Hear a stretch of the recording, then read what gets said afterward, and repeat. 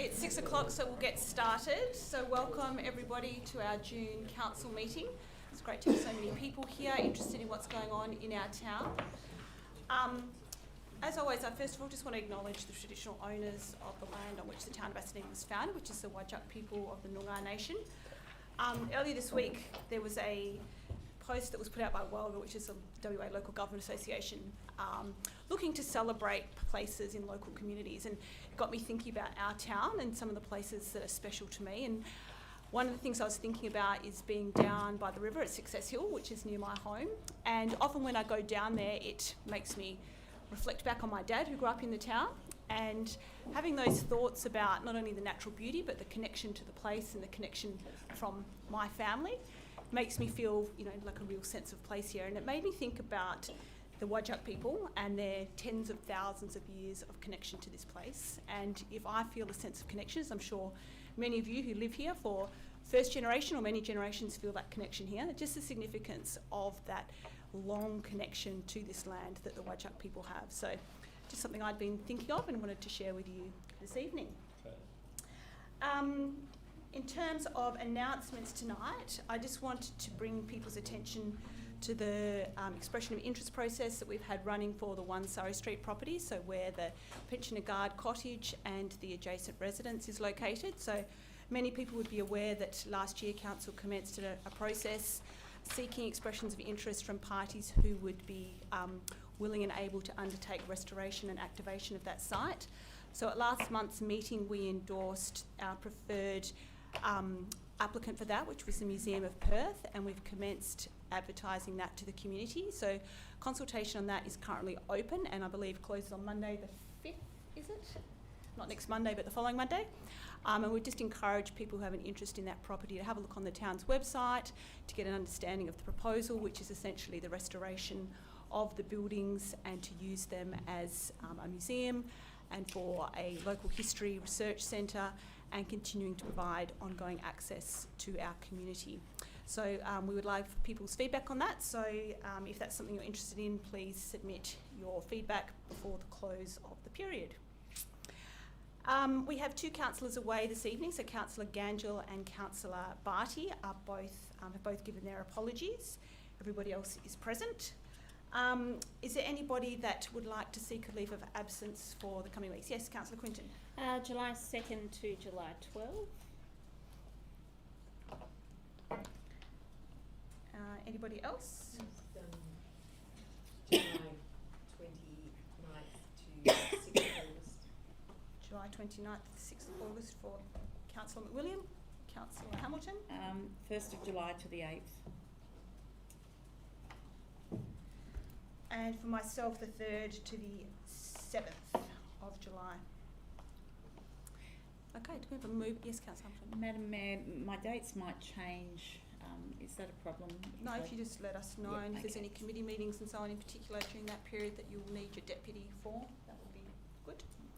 All right, do we have a mover to accept those leave of absence? Councillor Quinton's moved, seconded Councillor McWilliam. There's nobody against, that is carried. Declarations of interest. Are there any from councillors for items on tonight's agenda? No? So Yes. the Oh, so impartiality interest you wanted to declare.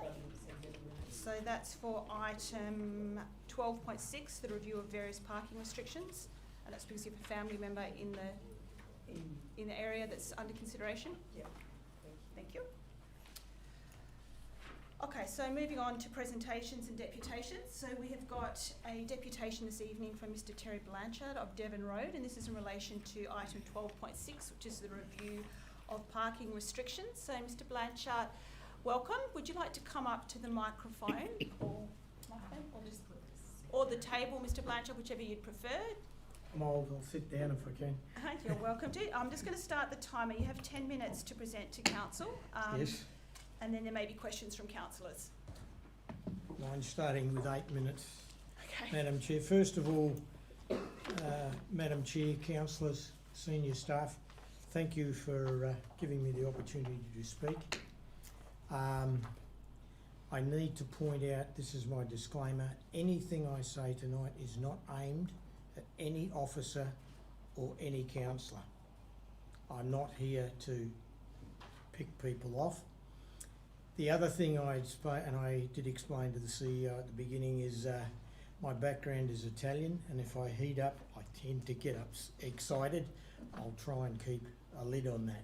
Mr. Blanchard, just before you continue, I was remiss. I'm supposed to, earlier in the meeting, just let everybody know that the meeting is recorded and live streamed, so it's publicly available, and anything you say is there's no protection offered, so Yep. just so that you're aware. Yep, fantastic.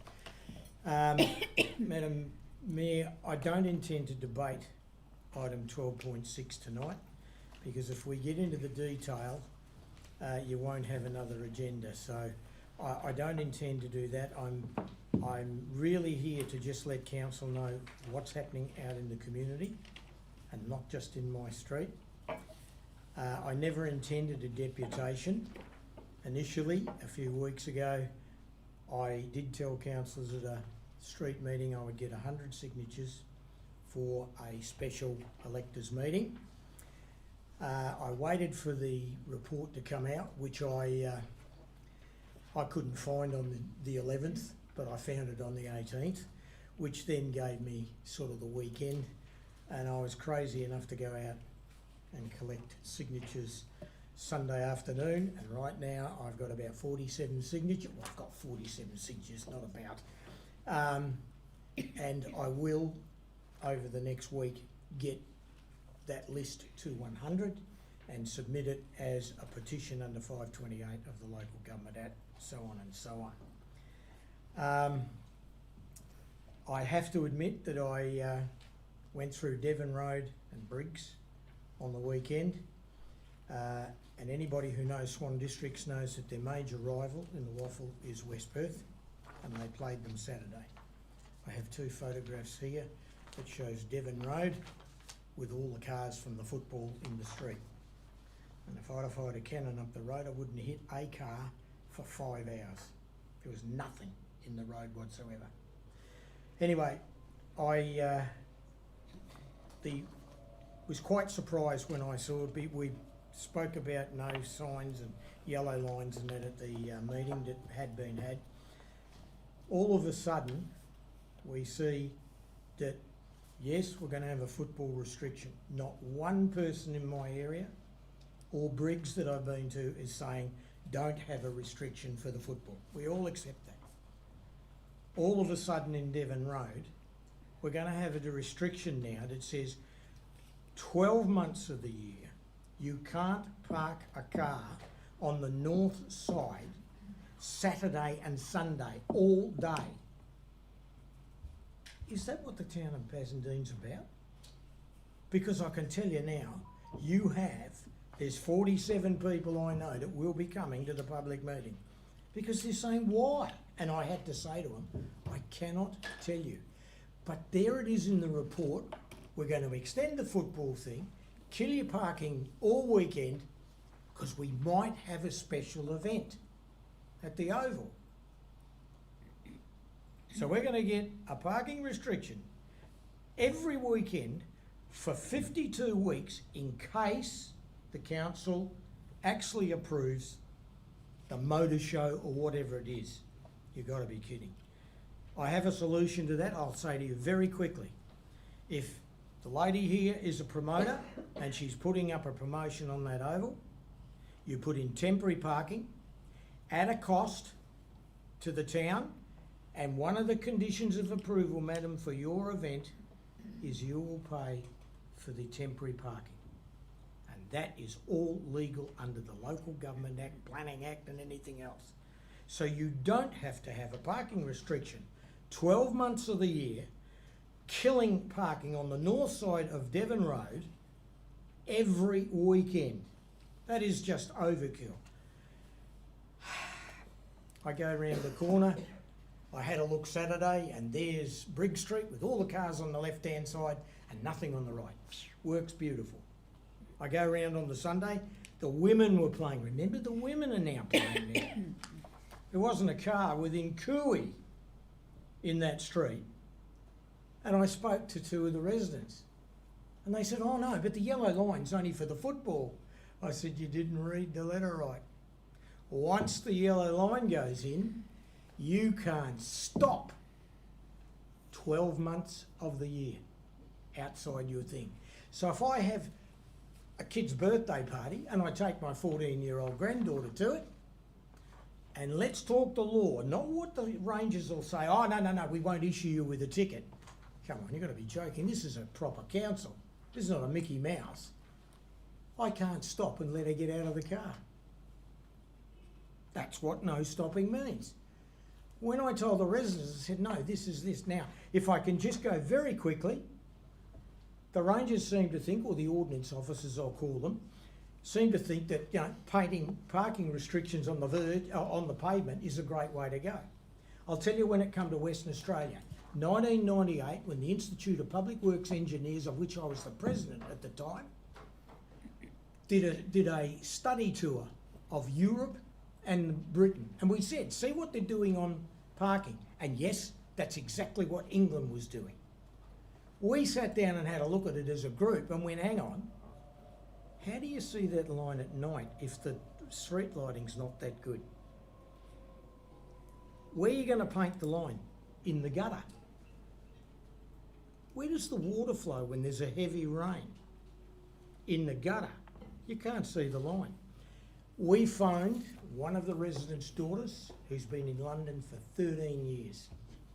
They haven't implemented parking restrictions on the pavement in London and the boroughs of London, or shires, for 10 years. And we are going to follow them.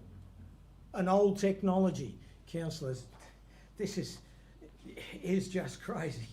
I mean, we just look at it. But the other thing that probably is incensing the ratepayers more than anything is, why can't they park outside their property at 8 o'clock on a Saturday night? I'll tell you why, because the sign's there. The fact that you mightn't have a ranger, don't put legal things in place if you're not going to enforce them. Now, I had a look at the report. The funds for this are about $7,000 to $10,000. Won't be available until your next budget. That's fine. So there's no urgency to have a decision on this. And at the end of this, I would like to respectfully ask Madam Mayor and the councillors, please defer this for at least 1 month. That will get the public meeting up, which is coming. I won't miss that. And it will give council a chance to reassess some of the things we're saying, because I can tell you some of the other ratepayers out there that I've spoken to now are fuming. And I think if you put this in place as it sits in your agenda that we saw on Friday, in the next 18 months you're going to have the biggest headache you've had. And Madam Mayor, I thank you for listening. As I said, I don't want to debate it because I'll get into all the detail and all the rest. And my 8 minutes is up.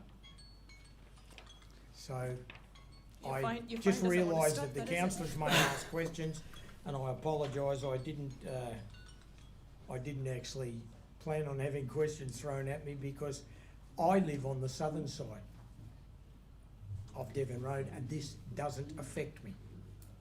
So thank you for your 8 minutes. That's appreciated. Your time's always valuable, so we appreciate when people come in and share their opinions. I'm not sure whether you got my messages this afternoon, but I know there is a proposal for this item to be deferred.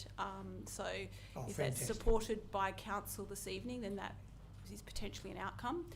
Are there any questions that councillors may have for Mr. Blanchard? No, you're off the hook. Thank you very much. Thank you. I won't stay, Madam Chair. I'm going home. Very welcome. Go and enjoy the rest of your evening. Well, if you'd have been out Sunday afternoon, you didn't stay out for too long. Thank you very much. I appreciate your time. Okay, so there are no further deputations, so we'll move on to item 6, which is statements by members of the public on items that are on tonight's agenda. Is there anybody who would like to make a statement on any of tonight's agenda items? Okay, in that case we'll move on to item 7, which is questions. So this is the opportunity to ask a question about anything that relates to the business of the local government. Is there anybody who has a question this evening? Yes, sir. Would you like to come forward to the microphone? This is If you- public question time. It is, yes. Oh, thanks. Could I just ask you to first of all state your name and your address, and Yeah, you've got sure. up to 3 minutes for your question. I walked up here and I'm a bit out of breath. I'm a local resident. I've been here 2 years. John Blampay, 5 Dalesford Road, Bassendean. I'm 80 years of age. You're doing very But, well. I just got here. I just made it in the nick of time. But look, I'm a retired accountant. I'm 80. I haven't lived here very long. But I was talking to a couple of old friends in North Road. And I've downloaded the information you've got on your website. Can you hear me? Yes. Yeah. Okay. Well, look, first of all, this proposal to dispose of the land at 1 Surrey Street, that's what I'm asking the questions about. And I have had some previous contact with this Shire, and I do know a little bit of the history. I love this area, it's a beautiful suburb. I used to live in Mount Lawley, but I do a lot of walking. And I've met a few old people and had a discussion. But I've got a few worries about this, and I'd just like to ask a few questions and list some of the worries I've got about this proposal. There's 3 documents here, and first of all, the proposal regarding the Museum of Perth. Now, first of all, I don't know, I can't find out who the directors of the company are, or who the shareholders are. All I can see is that this company is committing $50,000 a year in the first year. I've got the engineers report, Town of Bassendean's engineers report. There's a lot of work to be done on the residents, a huge amount of work. Another comment I'd like to make is that when I looked at the website, Museum of Perth is a plagiarism of the Perth Museum, or Museum of Perth, is actually in James Street opposite the art gallery. I'm just wondering, this is a private company, and they don't say, first of all, have you got a copy of their balance sheet? I would like to know assets and liabilities, cash on hand, money in the bank, any shareholders. One important point here, and this was advised to me by a person that I know in North Road, a few years ago, the council was offered a grant by the Lotteries Commission, Bassendean Council, and they rejected it, 400,000. I'm not sure of the amount, and I'm not sure of why this grant from the Lotteries Commission was refused. And I'd like to know whether any councillors here are connected to that decision that was made only a few years ago, I think it was. Are any councillors here? Mr. Blampay, maybe we can answer some of those questions for you. I haven't finished yet, sorry. Just hold on a moment. So, Right. so you're asking about the Museum of Perth, and I'll give you a couple of answers, and I might ask some of the staff if they could address any of your questions. So the Museum of Perth is a not-for-profit organisation. I'm not sure whether you've managed to access their website, but their directors and their information is on their website. I don't know about the other details, but maybe we can help point you in the right direction there. In regards to the Lottery West grant, I think that was $375,000 that the town had been offered from Lottery West, but there were timeframes around that which were not going to be met because there had been delays because of the tender process and so on.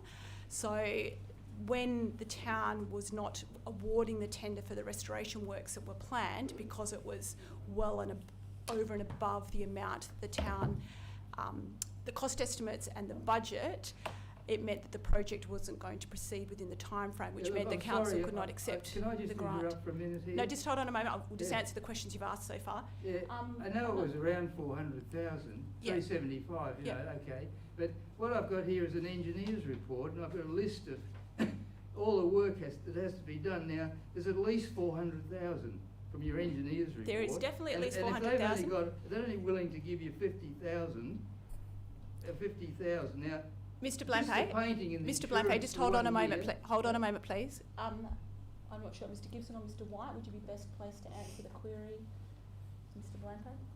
I think, through you, Madam Mayor, I think you've answered the query in relation to Lottery West Grant. I'm sorry, I can't hear you. You got a microphone? That won't The help. microphone isn't actually for voice projection, it's only for the recording, so I'll speak up, sir. Oh, But thank you, I thank you. think, our mayor has responded to your question in relation to the Lottery West Grant, which was $375,000. Yeah, it was rejected, I heard that, yeah. And there's a series of council meetings, that Yeah. led to that decision and publicly available papers. In relation to the Museum of Perth, they're a not-for-profit, they're a registered charity. No, but they've got to come up with money. This is what you're saying here. They've got to come up with the repairs.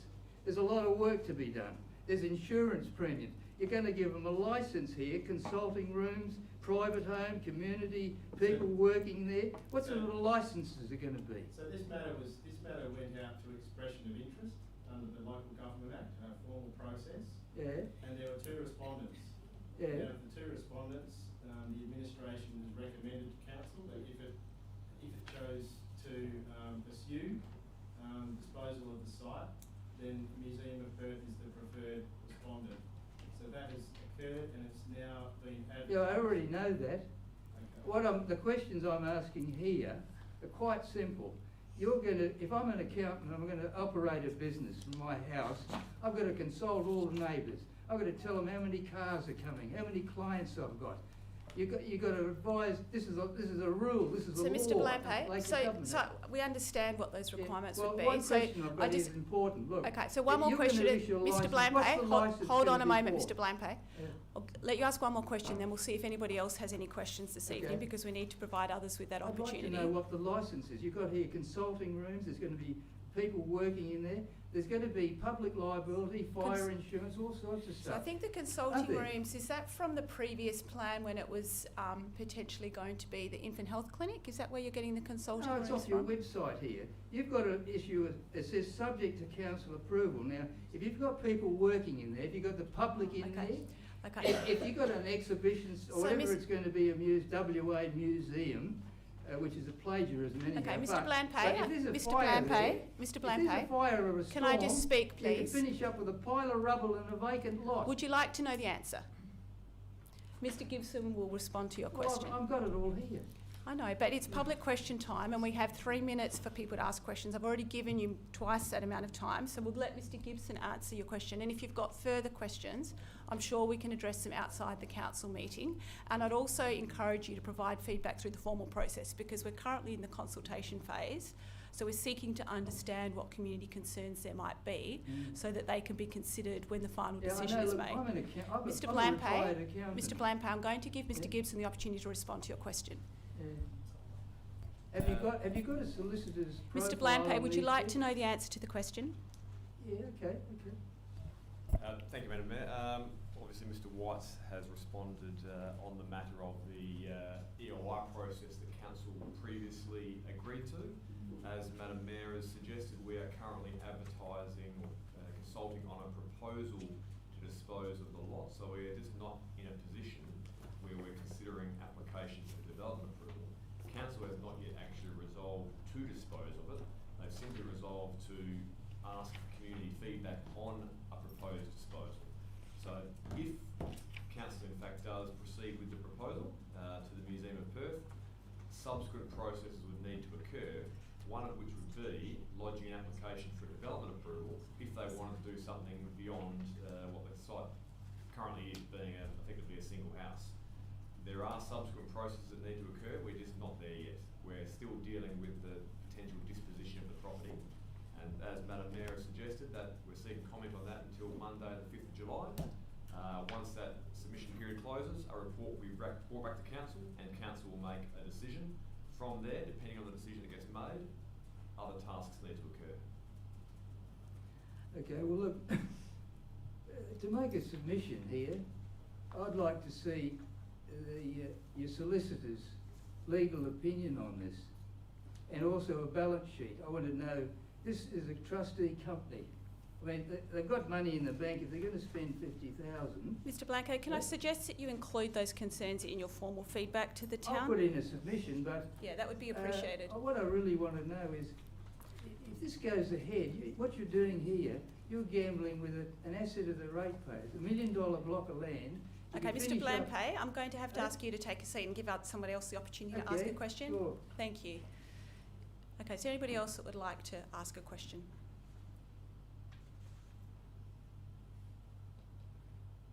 Okay then, thank you. We'll move on then. So there are no petitions this evening, so we'll go on to item 9, which is the confirmation of minutes.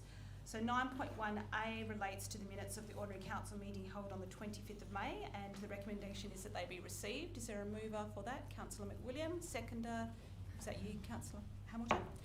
Is there anybody against? So that is carried. 9.1B, that they be confirmed as a true record. A mover, Councillor Wilson, seconded by Councillor McWilliam. There's nobody against. That is carried. There's no business deferred, so we'll go on to item 11, which is the external committee reports. So we've got the unconfirmed minutes from the EMRC meeting in May and the delegates report from May. So item 11.1 is that council notes those minutes. Is there a mover? Councillor Hamilton, seconded. Councillor Wilson. If there's no one against, that is carried. So item 12, councillors, is the reports. 12.1 is the recommendations to be adopted en bloc. So at the moment I have the following reports coming out of en bloc. 12.3, 12.4, 12.5, 12.6, 12.7, 12.8, 12.9, 12.13, 12.14, 12.17, 12.18 and 16.1. Are there any others that councillors would like? Councillor Hamilton? 12.12. 12.12, behaviour complaints policy. Yep. Anything else, councillors? Okay, in that case, do I have a mover for the remainder to be carried on block? Councillor Wilson moved, seconded Councillor Hamilton. If there's nobody against, that is carried. 12.3 is the amendment to the existing development application for additions to the small bar, patio and cafe blinds at the Cork and Bottle. Councillors, are there any questions for the staff on this item? Councillor Hamilton? Oh yes, your minor amendment, sorry. I'm withdrawing that. Oh, okay. So, but I do have questions. Yes, please. Through the chair, this afternoon I actually was walking past that site, and I note that there are dark, almost opaque blinds that are now being installed. I did take a photo and sent it through to councillors this afternoon, showing that it actually reduces the visibility of adjoining shops to nil when those blinds are down. I then went back to the plans that were provided to us in November last year and note that the images provided in those applications show the blinds as being somewhat see-through. Could the staff, through the chair, advise what the status is with those blinds in respect to the actual what was approved? Thank you, Councillor Hamilton. Through you, Madam Mayor, if you can just give me a moment, I can try and find the November decision. May I ask go on with another question? This is fairly minor. Having spoken to an adjoining tenant in that group of 4 or 5 shops, the tenant did query the people next door about the installation of those blinds and asked why clear blinds were not being installed. And she has been advised by that particular contractor that they had full council approval to put that in. Now, that's not my recollection either. So I'm just curious if the administration could give me some clarity on that, because clearly there's some mixed messages out there. Through you, Madam Mayor, Council did grant approval in November for the blinds. I don't have the plans from last year in front of me, but can certainly check them after the meeting. Council, in granting approval, did impose a condition requiring the blinds to remain up when they are not in use, so as to allow free and unimpeded access through the area. So that is a condition that was imposed. In terms of the composition of the blinds and how tinted they are and how see-through they are, I would have to check the approved plans. Thank you. Can I ask another question?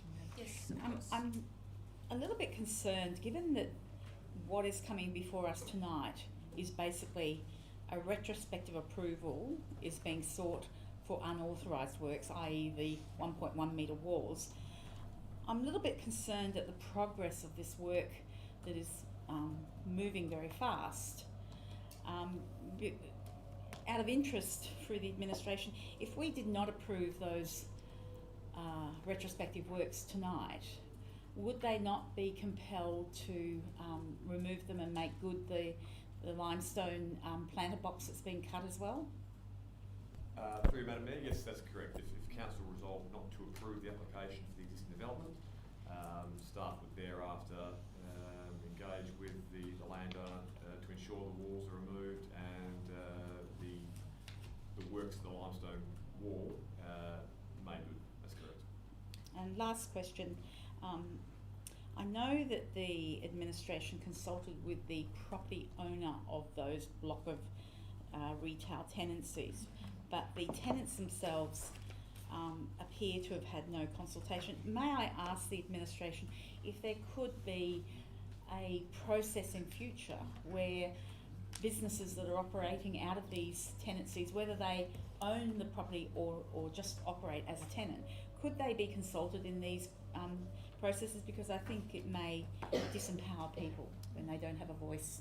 Thank you, Councillor. And that was raised last week. I think the staff have heard that request, and I've just gone back and had a look at the plans that were submitted to Council in November last year, and it does say infill between the pillars being retractable mesh blinds, and there's a picture provided as a product example, which is actually fairly dark in nature. Isn't that dark? Anyway, are there any other questions at the moment? Okay, and there's no further questions. We've got an officer recommendation, and thank you to the staff for the changes that were made to that following the briefing session. Is there somebody who would like to move the officer recommendation or an alternative? Councillor Wilson, moving the officer recommendation? Yeah. Is there a seconder? Councillor Quinton, is there anybody against? Do you feel the need to debate, Councillor Yes, Hamilton? I do. Councillor Wilson, do you wish to speak to your motion? No? Councillor Quinton? No, I waive. Councillor Hamilton? Okay. I feel that this is really actually quite important because tenants rely on visibility of their businesses. And one of the aspects of this approval in November was preceded by multiple questions from councillors about the visibility of the adjoining businesses. Now today I found that the visibility of those adjoining businesses is severely impacted. It may have been an oversight on the part of council. It may well be that the proponent has made a choice to install something darker than what was in the pictures. I believe that to be the case, but nevertheless we're at a loss here because we're now deciding on something else that was installed without approval and now being asked to provide retrospective approval. I do think that there comes a point in time where we need to stand up and say when someone is not following the rules and installing things as they see fit, when they see fit, without the proper approvals in place, I do think there comes a time where we should actually say no, enough, particularly when it impacts adjoining businesses. So I'm voting against this. Thank you very much. Thank you, Councillor Hamilton. Is there anybody else who wishes to speak? Councillor Wilson, did you want to respond? Yes, Your Worship, just briefly, I have full sympathy for Councillor Hamilton's line of reasoning and generally accept the point that she's making, but I'm satisfied in this particular instance that the additional changes made to the officer recommendation mean that the area will be made good once the structure is inevitably removed, which structures like this are always temporary in nature, and for that reason I'm happy to support the officer recommendation. Thank you, Councillor Wilson. So I'll put that to the vote. All those in favour? Councillor Wilson, Quinton, McWilliam and McLennan, and against is Councillor Hamilton, so that is carried. So move on to item 12.4. This is the proposed single house at 31 Ashfield Parade in Ashfield. Questions, councillors? Councillor Hamilton? On page 20 of the agenda, the application originally did not meet deemed to comply requirements in the residential design codes relating to building height, lot boundary setbacks and open space. Now I note that the commentary further on pages 22 and 23 relate to the building height and the setbacks. The open space, the requirement, was that eventually with amendments to the plans amended? Right, thank you. So we're now dealing with just height, excessive height and setbacks, correct? Thank you. Okay, any other questions for the staff? Okay then, so again we've got an officer recommendation, so someone would like to move the officer recommendation or an alternative? Councillor Wilson, is that the officer recommendation? Yes. Yes. Is there a seconder? Councillor Quinton seconded. Is there anybody against? Councillor Hamilton, do you wish to speak to your motion, Councillor Wilson? I'll waive my moving rights. Councillor Quinton? Waive, thank you. Councillor Hamilton? No. No? Okay, so we'll put that to the vote. All those in favour? Councillor Wilson, Quinton, McWilliam and McLennan, and against Councillor Hamilton. That is carried. 12.5, the proposed tree preservation order. Any questions to begin with? Councillor Quinton? In the previous years when we've had destruction of trees, and I don't think we've had a case like this since we've had the new administration or even the new CEO for that matter, we have discussed taking criminal action against anyone that does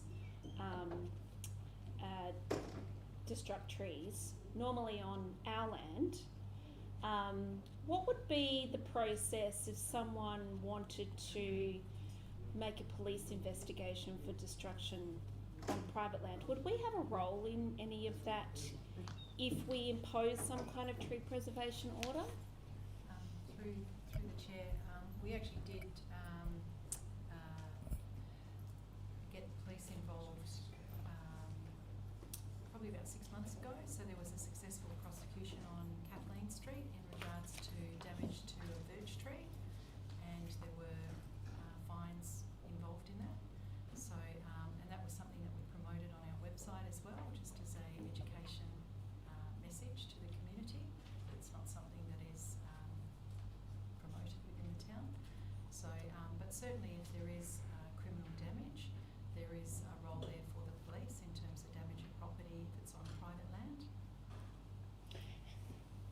Under a tree preservation order specifically was my question. So if we impose a tree preservation order, would we have some kind of legal role then if the landowner tried to investigate the destruction of their own private property? Well, there is statutory protection with a TPO, and I would suggest Mr. Gibson is probably the best person to respond.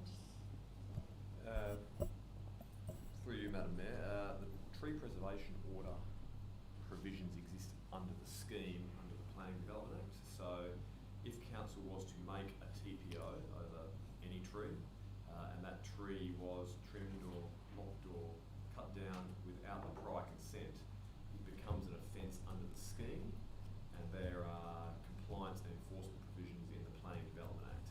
That is different to criminal charges the police would get involved in. Ours would be just simply administering the planning system. Okay, thank you.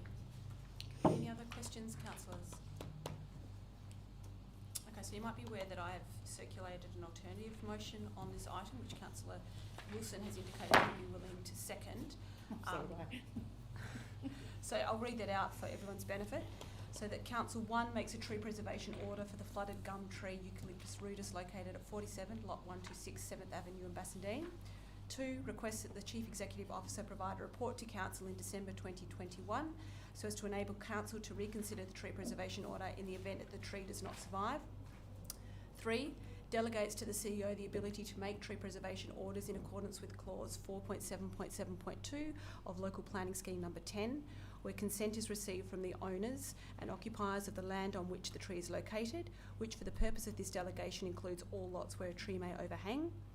4, delegates to the CEO the ability to make tree preservation orders in accordance with clause 4.7.7.32 of the Local Planning Scheme number 10, without notice to the owner or occupiers of the land on which the tree is located, where there is a risk of imminent damage to the tree requiring an order to be made as a matter of urgency. And 5, notes that where consent is not received from the owners and occupiers of the land on which the tree is located and or staff do not consider it appropriate to make an order, the matter will be referred to Council for determination. Did you have a copy of that already? Okay, great. So we've got Councillor Quintin. Just a question. I know that landowners were going to do an arborist report. Are they still required to do that if the report comes back in December?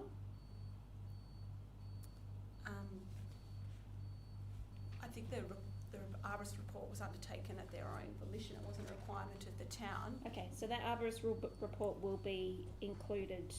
They don't have to do it now. They could do it in December That would be my for the understanding. Would you officers' agree with that, report that Mr. comes Gibson? back to the December council meeting. Through you, Madam Mayor, no arborist reports submitted, and that was one of the reasons recommended against the TPO. If council resolves, as is the amending motion, it doesn't oblige the landowner to submit an arborist report, but if they were to submit one between now and December, that would be included in the report back to council. Okay, thank you. Are there any further questions? Okay, so I've moved that alternative. Councillor Wilson has seconded. Is there anybody against? Okay, so that is carried unanimously. Moving on to item 12.6. This is the review of various parking restrictions, which we had the deputation on earlier this evening. Are there any questions on this item to begin with?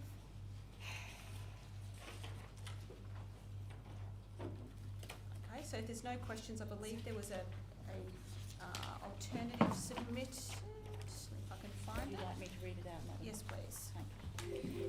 So I've proposed an alternative to the officer recommendation for 12.6, that council defers this item, requesting the administration to further investigate the following. 1, signage to encourage greater utilisation of existing parking spaces currently marked at drop-off zone on the west side of West Road adjoining Bassendean Primary School.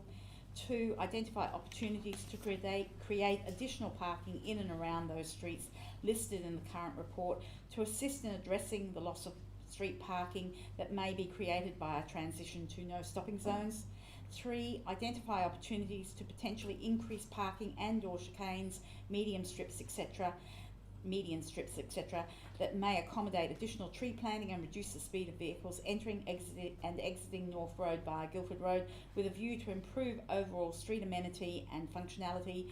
And 4, requests a new report outlining the aforementioned investigations and any other means to improve parking functionality in the subject area be provided to council within 6 months.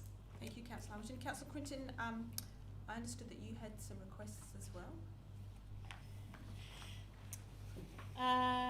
Only around Mr. Blanchard's petition for a community meeting. So his petition was actually for a special council meeting. Special council Yep. meeting, thank you. Would that be the avenue for us to investigate further community consultation on this process, or what would be the opportunity for further community consultation around this process? I would suggest that a special council meeting may not be the best mechanism for further community consultation. Mr. Gibson, do you have any response for Councillor Quintin? Through you, Madam Mayor, there's numerous options. Council could resolve as is recommended and then undertake a review over the next 6 months or year to see how the restrictions have functioned. Council could defer this item and start the consultation all over again. Council could resolve as recommended exception of the part of the recommendation that relates to Devon Road, and there undertake targeted consultation on Devon Road. Okay, So there's a sorry, series can of I just, options. yeah, can I just be more specific with my question? Should we defer this tonight and the investigation is to do further consultation? What would be the process, given that we've already gone through a process of consultation? Obviously you don't have plans to, because you wanted to move this tonight under the current community consultation. But should we take this back out for community consultation, what would be the process for that to happen in a more thorough way? Through you, Madam Mayor, it is open to council to do that. I suppose I'd draw your attention to page 34, which basically logs the responses for each proposed restriction, and the number of responses for each proposed restriction is limited, so that the view that's been formed is that there is not a great deal of interest in this. Obviously, the gentleman before contended otherwise. If council wants to investigate that and undertake further consultation, yes, it would be appropriate to defer it. Okay, thank you. Okay, Councillor Hamilton and then Councillor Wilson, sorry. Through the chair, may I ask if the administration investigates some of these alternatives that I've put forward in my alternative motion, clearly that might present some additional ways and means in which to address parking shortfalls if there is any no stopping zones created. So would that not be the opportunity at that point in time, after a report has come back with some additional ways and means of dealing with this issue, would that not then be a time for council to resolve if we're going to request more community consultation? Through you, Madam Mayor, yes, that is certainly a view that council would hold. Yep, thank you. All right. Councillor Wilson, did you still have a question? Yeah, just on a point of clarification, in the gentleman's deputation, he was referring to Devon Road North. He was suggesting that the proposed restrictions would have created a no parking situation for the entire year, but looking at the table on page 34, it suggests that no parking restriction would only apply between March and August. Am I reading that correctly, or is the gentleman possibly confused? Through you, Madam Mayor, the parking restriction that was originally advertised was the removal of a parking restriction on Devon Road. There was objection to that, so staff undertook further consultation on a proposed yellow line, which would have been a permanent restriction. There was some objection to that. There was a desire for some restriction, but not that level of restriction. And that's led to staff to recommend that it be replaced with the signage. But the gentleman obviously not satisfied with that either. But the consultation undertaken by town staff and their attendance at the community gathering suggested that the proposed signage was the middle ground that most were happy with. Thank you. Okay. No further questions? Okay, so Councillor Hamilton has moved her deferral motion with a list of points for further investigation. Does she have a seconder for that motion? Councillor McWilliam. Is there anybody against? So that is carried unanimously. 12.7, this is disposal of 122 Hamilton Street, Bassendean. Questions? Sir?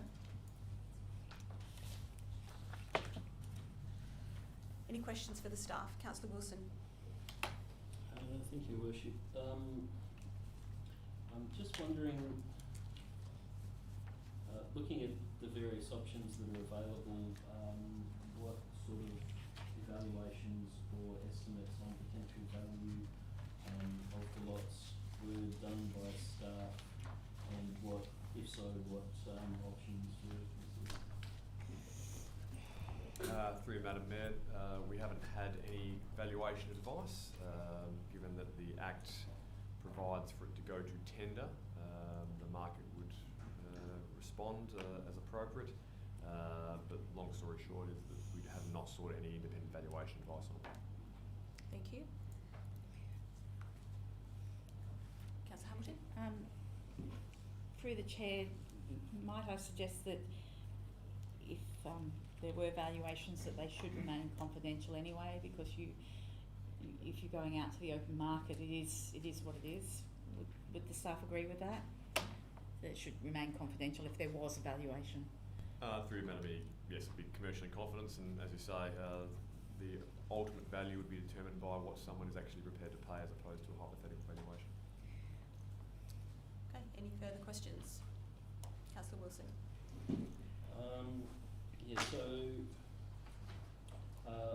Were any other options for dealing with the lot on Hamilton Street and the adjacent 400 odd square metres of land considered, such as side-by-side split, amalgamation or disposal of the individual parcels as they currently are? Through Madam Mayor, yes, various options were sort of compiled, one of which also involved the town simply constructing dwellings and selling fully constructed house and land packages. Others would be to do a green title or survey strata subdivision and selling the child lots as vacant green titles or vacant stratas. But on balance, offering the 1843 square metre lot to the market was deemed the most appropriate for a number of reasons, one of which its simplicity and the fact that at that size and that coding, it would be a reasonably attractive proposition, we think. Councillor Hamilton? This is actually not a question about those lots. It's a question about the green around those lots with the red line that encompasses that entire block. And can I ask, because in the past it's always been envisaged that that area which has, adjoins the Ashfield Flats would eventually amalgamate with the Ashfield Flats. May I ask if there is any intent to actually create more housing lots within that red boundary for the bigger, going from Hamilton Street right across to the drain through to, is that Reed? Can't even read it. Do you mean, will the staff propose that? I know what you're asking. I think the staff are probably clear as well. But Through Madam Mayor, short answer would be no. The land that's green is reserved as local open space under the scheme. Yep. And anecdotally, we believe it's contaminated and has not been decontaminated. Interestingly, it's hard to explain, but the area to the west and the north of the residential sites were previously zoned residential under the scheme, and at some point in the past were de-zoned, or in fact reserved under the scheme. So it would be a complete reversal of that situation, and that's not something the staff would be proposing. So, another question if you don't mind. The 443 square metres, there was some talk about a year ago about potentially that land just being converted back into green space. So I'm curious about that, whether that was ever considered as well. Through Madam Mayor, I wasn't aware of those discussions, but that would also be a decision that Council could make. The land is zoned urban under the MRS and it's zoned residential under the local scheme, and therefore it is appropriate to accommodate housing. That said, it is owned by the town in fee simple, and the town as the landowner could choose to leave it as is and effectively treat it as part of the broader reserve as opposed to facilitating development. Staff would not recommend that, however. okay. Councillor Wilson, I would like to move an alternative. can you read out your alternative, please? Thank you, Your Worship. The Council defers consideration of the item and requests the CEO prepare a confidential report of the range of options for disposal, including consideration of the merits of the options and valuations. So just to clarify, are you seeking the staff to commission some evaluations? Yes, so For clarity, I understand the options could include the amalgamation as has been suggested, a subdivision straight down the middle of an amalgamated block, or disposal of the two lots as they're currently configured, and to present, I guess, some evaluations of those three options for our consideration. Do you have that, Amy? No. While Amy's getting that, can I maybe ask you, Mr. Gibson, if you have any comment from councillors on that proposal? Through you, Madam Mayor, there would need to be a budget allocation to procure those various valuations, but no doubt Mr. White will resolve that for us. Otherwise, there is no in-principle objection. Obviously, staff's view was to try and act on this sooner rather than later, given property generally, and particularly in Bassendean, seems to be well sought after at the moment. But otherwise, if council wishes staff to undertake more investigation, that work can be done.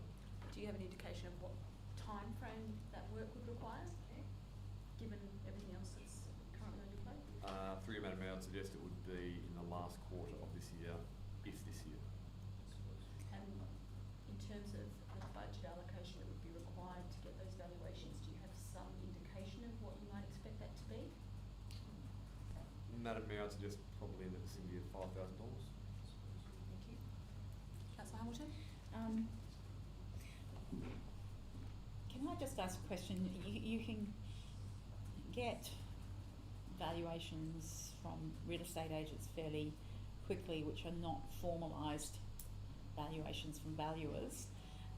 So my question is, are we as a local government obliged to go out and get those formalised valuations, or could you rely on real estate companies to just give you those informal valuations based on the current market? Through you, Madam Mayor, not obliged to get valuations at all. Okay. And as is reflected in the staff recommendation, it would probably be prudent, if we're going to get valuations, to have them done by licensed land valuers. Yep. But that would represent a cost to the town. But in the context of the likely value of the land, it's probably reasonably insignificant. Okay, so Councillor Wilson, you have moved your alternative. Is there a seconder for the alternative? Councillor Quinton, is there anybody against?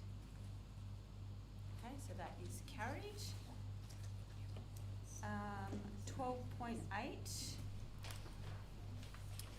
is the review of existing council policy 5.5, disused vehicles. Are there any questions?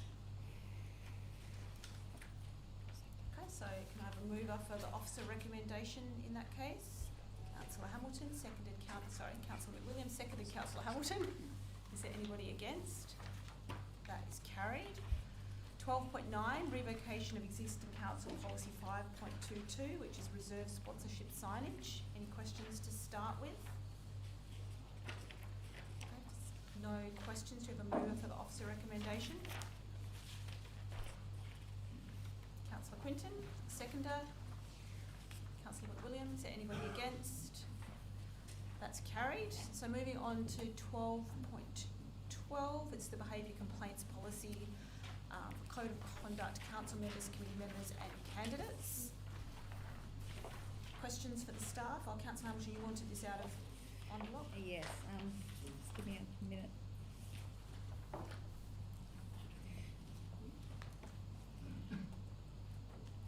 I do have a question.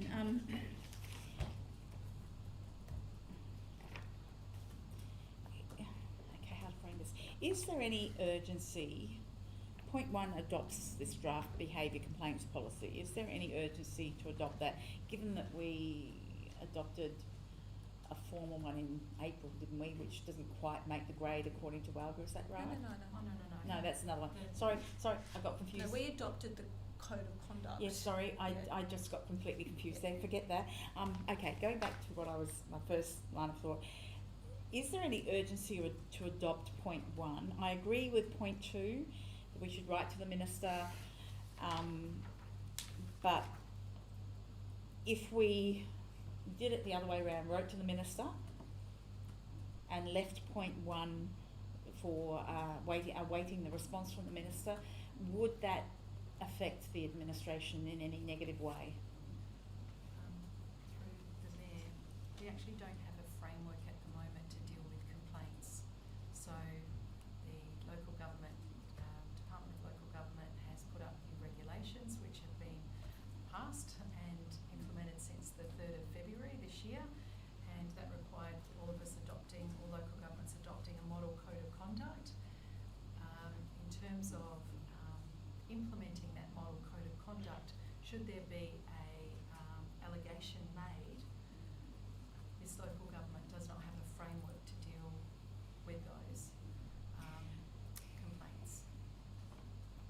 So it may expose us. Councillor Hamilton, can I just ask, in terms of your question about deferring, what would you be seeking to achieve? Okay. I think everyone around the table and in this room will agree that the changes that have been brought about via this is not ideal. And I find it really difficult to accept something that is so unpalatable and to just try and fix it when clearly it needs to go back to the Minister and say, hey, we need a better outcome than this. So, and it seems to me, as with anything in this world, if you facilitate something and take away the obligation from another state government department, their motivation to actually fix that problem becomes less. So that's where I'm coming from with that. I would prefer to write to the Minister to outline the problems that this is creating before we attempt to fix a problem which is not of our making.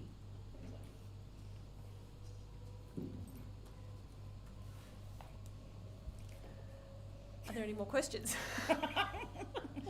Councillor Hamilton, I don't What do think you wanna anyone do, disagrees Kat? with you. I apologise. Okay, so we're all aware that it is not an ideal situation, hence point 2 of the officer recommendation, but we have an officer recommendation before us, which we need a mover for, or someone who's willing to move an alternative. Councillor Wilson, are you moving the officer recommendation? I am. Your Thank worship. you. Is there a seconder? Councillor Quinton. Is there anybody against? Okay, so that is carried. Councillor Hamilton, you're too late. I'm sorry. 12.13 is the Complaints Committee, so following on from the previous item. Any questions on this one?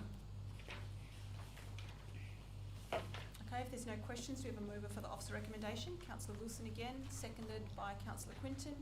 Is there anybody against? So that is carried. 12.14, the festive season closure period. Questions for the staff? Councillor Wilson? Thank you, Your Worship. Was any consideration given to including the days between Christmas Day and New Year's Day as 3 days off for the staff, separate to their entitlements to take leave? So those 5 days, do you mean? Oh no, how many days is that? So they currently have 6 3 days. of accrued leave, 3, yeah, so it would 3 be days. the 3 days. and then they have the 3 paid public holidays and 2 additional days under the EPA. Does that answer?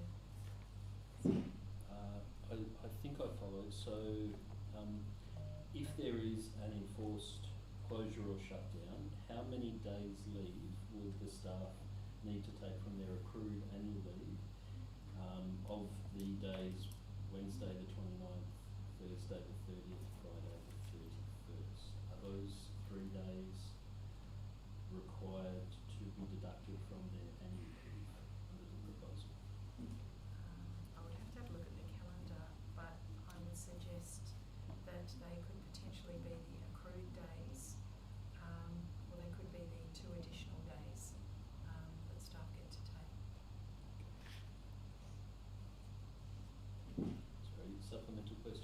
say accrued days, is there like an accrued time off and lose system that could be used during that shutdown period? So the 6 days of accrued leave would be somebody's normal annual leave that they accrue throughout the year, but staff also accrue time in lieu and rostered days off, etc., which they can also use. And for those staff that are caught short, they can actually purchase leave as well. Alright, thank you. Okay, if there's no further questions, So question? one follow-up Could be question. quick there, Your Councillor Worship. Wilson. If at point 3 of the officer recommendation there were a skeleton staff is to be on call during the festive period, would that include adequate provision for tree watering during those hot days? Yes, I can provide some assurance. I've had a number of discussions with the executive manager from infrastructure, and we debriefed following the last hot summer we had, and certainly improving the response that we provided last Christmas, last festive period. Excellent. Thank you. No further questions, Councillor Wilson? Okay. Do we have a mover for the opposite recommendation? Councillor Hamilton's moved. A seconder? Councillor McWilliam? Is there anyone against? That is carried. 12:17. So I just brought this out of one block because at the moment we currently have our briefing session next month listed to start at 6 p.m. We will be having our meeting for the CEO review with the consultant at 6 p.m. that evening, so I would like to suggest we start the briefing session formally at 7, so we have a defined start time for members of the public who may wish to be in attendance. Is everybody following what I'm saying? No, hang on a minute. Yep, I could tell that you were a bit confused. So just on the Tuesday 20th of July, currently at 6 p.m. 6 p.m. we will be having our consultant that's facilitating the CEO review meeting with councillors and the CEO. So I'm suggesting we change the formal start time of the briefing on that occasion to 7 p.m. Okay. Had we already been advised of that date with the CEO review? I didn't realise. It has been scheduled with the consultant. Is that, yeah. Okay, I must have missed that on the calendar. Okay. 1 hour adequate? Pardon? Is 1 hour adequate? That, I believe, is the summary session, is it? Yeah, so it's not a workshop, but a briefing session. Yeah, so when the report will come to council. So you have a workshop with Anthony Quire next Tuesday. I think that's set down for a couple of hours, and then this is the 1 hour briefing session.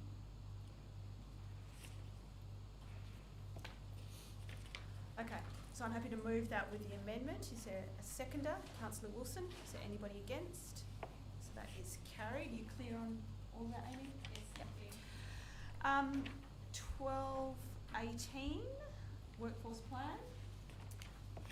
Thank you, Madam Mayor. Just in regards to 12.18, I'd like to withdraw this item for a couple of reasons. One, in relation to next month, Council will be considering the budget, and as part of that we'll consider the workforce costs. And the following month, we anticipate that we'll deliver the corporate business plan for 21-22 after the budget is confirmed, which will also incorporate the 4-year workforce planning strategies integrated within the corporate business plan, which is really, I think, what integrated planning and reporting framework is all about. And this approach aligns with the requirements of the Act, but also the minimum requirements for planning for the future under 19C and 19DA of the regs. I think the practice at the town of Bassendean in the past has been to bring the workforce plan to council for noting or receiving. So effectively it will be considered through the budget process next month, and then the following month through the corporate business plan, the 4-year view. Okay, so that item's been withdrawn. Can I ask a question? Is it a question that behind closed doors or in? No, it can be. So next month, will this item be a separate item, the workforce plan, on the agenda to be considered by councillors? No, it will be considered as part of the budget. Will there be a workshop prior to that period? There have been 5 workshops. Oh, I know there around have the been. Planning and budgeting process, and the workforce plan has been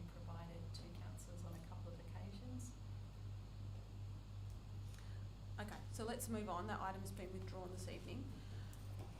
So item 13, motions of which previous notice has been given, there have been none. Are there any announcements of notices of motion from next month's meeting? No, so there's no urgent business. So moving on to 16, which is confidential business.